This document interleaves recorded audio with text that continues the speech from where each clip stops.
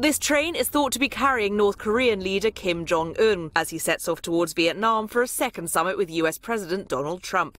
Although North Korea's state media has yet to confirm either Kim's trip to Vietnam or his summit with Trump, it's an open secret that the pair will meet in the Vietnamese capital Hanoi 8 months after their historic summit in Singapore. There they pledged to work towards the complete denuclearization of the Korean peninsula. But progress has been scant since then, and there have been questions about prospects for making headway. However, a former US intelligence officer predicted on Friday the second summit would be more productive than the first. He quoted Kim Jong Un as saying last year he did not want his children to live with the burden of nuclear weapons.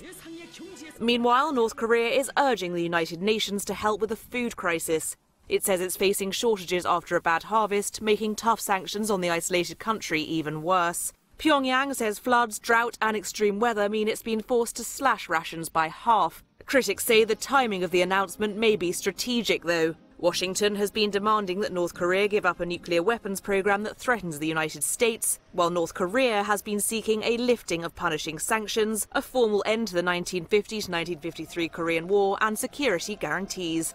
Last year, humanitarian aid in the country nearly ground to a halt as the US stepped up sanctions. And a UN spokesman said last week that more than 10 million people, nearly half of North Koreans, are in need, and around 40% are undernourished.